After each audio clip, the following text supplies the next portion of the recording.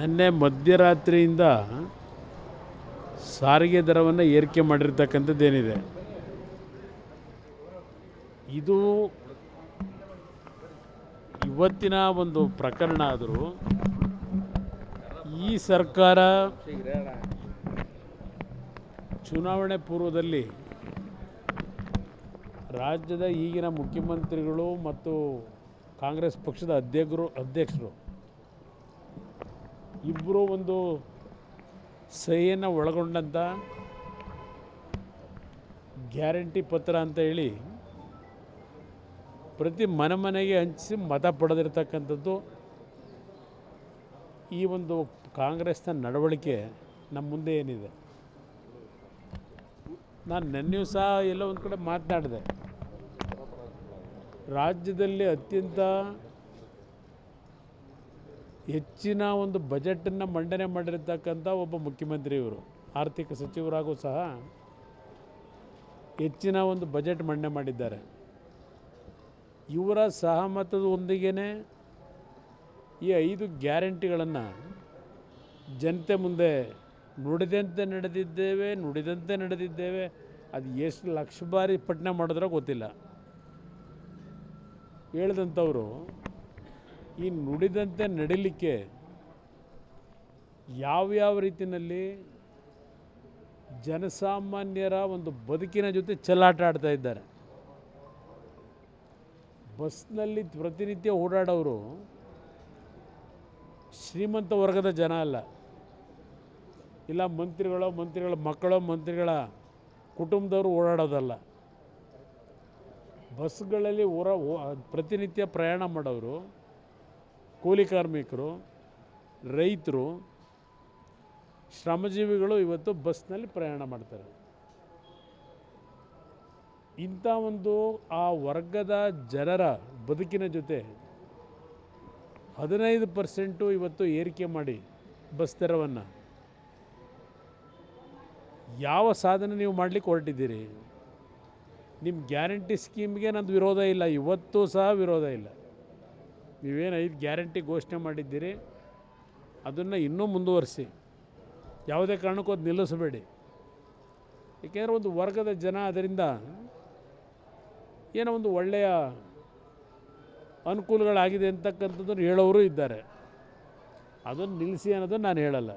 ಆದರೆ ಆ ಕಾರ್ಯಕ್ರಮವನ್ನು ಕೊಡ್ತಕ್ಕಂಥ ಹೆಸರಿನಲ್ಲಿ 5 ಪಟ್ಟು 6 ಪಟ್ಟು ಅದೇ ವರ್ಗದ ಜನತೆಯ ಕುಟುಂಬಗಳಿಂದ ಹಗಲು ಮಾಡ್ತಕ್ಕಂಥ ಕೆಲಸ ಮಾಡ್ತಾಯಿದ್ದೀರಿ.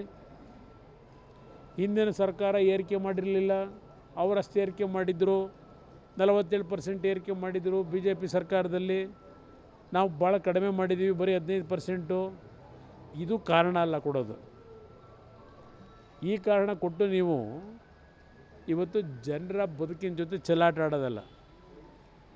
ಇದು ಯಾವ್ಯಾವ ರೀತಿ ನಡ್ಕೋತಾ ಇದ್ದೀರಿ, ಹೋಗಲಿ. ಇದೊಂದು ಬಸ್ಸಿನ ಒಂದು ದರ ಏರಿಕೆ ಮಾಡಿರೋದಷ್ಟೇ ಅಲ್ಲ, ನೀವು ಯಾವ ರೀತಿಯಲ್ಲಿ ಇವತ್ತು ನಿಮ್ಮ ಮುದ್ರಾಂಕ ಶುಲ್ಕ ಇರ್ಬೋದು, ಅಲ್ಲಿಂದ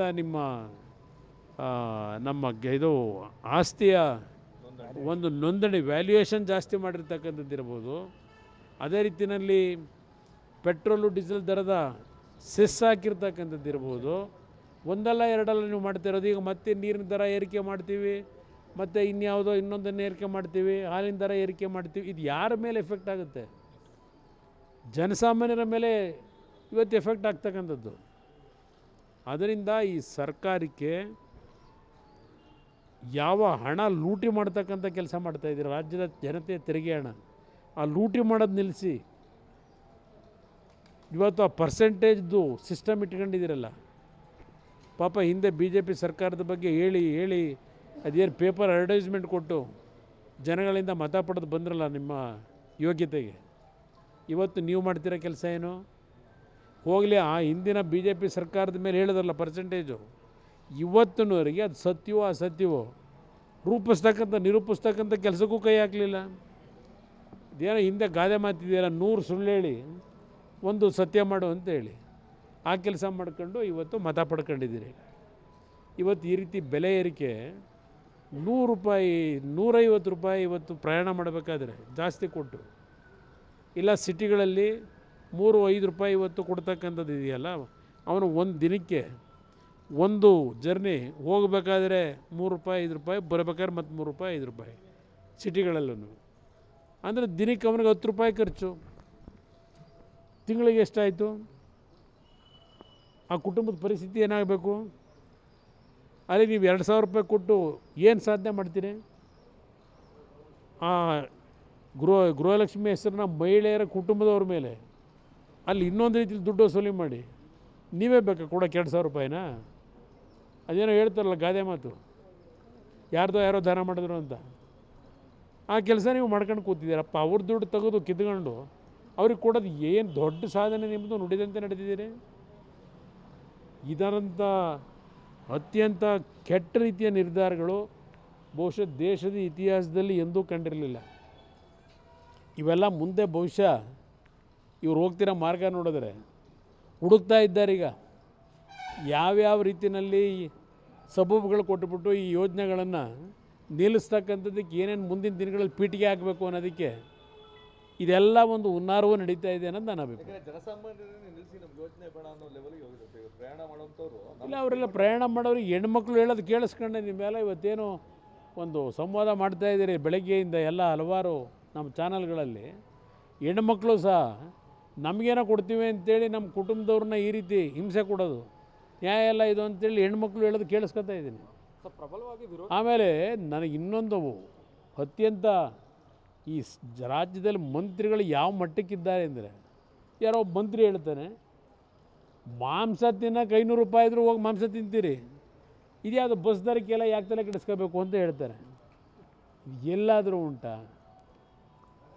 ಉಂಟಾ? ಮಾಂಸದ ಬೆಲೆ ಎಷ್ಟು ಏರಿಕೆ ಆದರೂ ಹೋಗ್ಬಿಟ್ಟು ಮಾಂಸ ಕೊಂಡ್ಕೊಂಡು ತಿಂತೀರಿ ಅಂತ ಹೇಳ್ತಾರೆ ಇಷ್ಟು ಲಘುವಾಗಿ.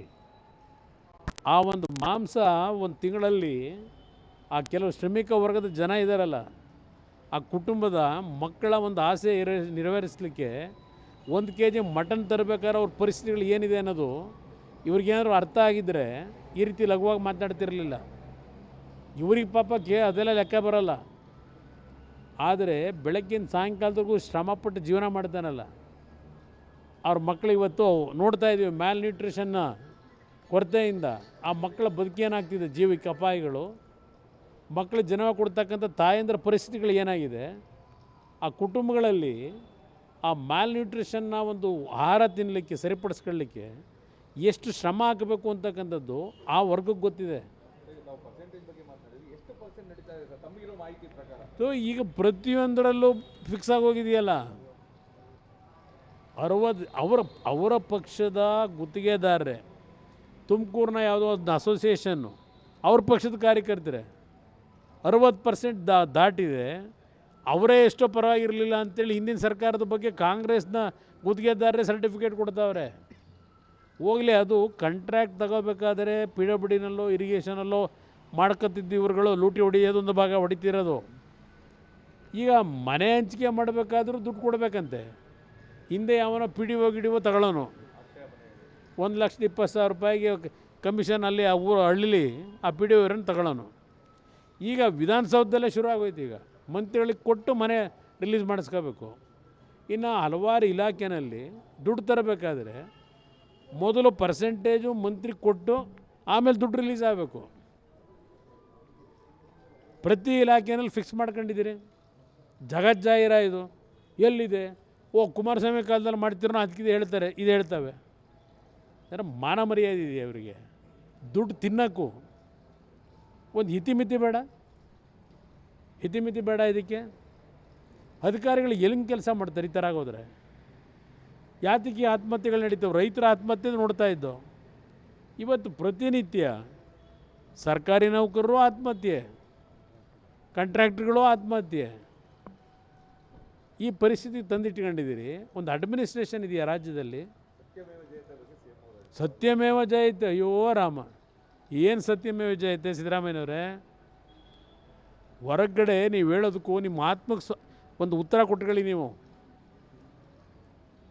ಯಾವ ಸತ್ಯಮೇವ ಜಯತೆ ಅಂತ ಹೇಳ್ಕೊಂಡು ಅಡ್ವರ್ಟೈಸ್ಮೆಂಟಲ್ಲೂ ಏನು ಪಾಪ ಹಾಕ್ತೀರಿ. ನಿಜಕ್ಕೂ ಆ ಸತ್ಯಮೇವ ಜಯತೆ ಉಳಿಸಿದ್ದೀರ. ನಿಮ್ಮ ಪಟಾಲಂಗಳು ಬೆಂಗಳೂರು ಹಲವಾರು ಪ್ರಮುಖ ನಗರಗಳಲ್ಲಿ ಯಾವ್ಯಾವ ರೀತಿ ಲೂಟಿ ಮಾಡ್ಕೊಂಡು ಹೊರಟಿದ್ದಾರೆ. ಬೇಕಾ ವಿಷಯಗಳು ಎಷ್ಟು ಬೇಕು? ಇದೆಲ್ಲ ನೋಡಿ ಬೇಸತ್ತು ಬಿಟ್ಟುಬಿಟ್ಟಿದ್ದೀವಿ. ಯಾವ್ಯಾವ ರೀತಿ ನಿಮ್ಮ ಹಿಂದೆ ಮುಂದೆ ಓಡಾಡ್ತಕ್ಕಂಥವ್ರನ್ನ ರಾಜ್ಯದ ಆಸ್ತಿ ಏನಿದೆ, ಜನತೆಯ ಸಂಪತ್ತನ್ನು ಲೂಟಿ ಯಾವ ರೀತಿ ಮಾಡ್ತಾಯಿದ್ದೀರಿ. ಇತಿಹಾಸ ಇದು.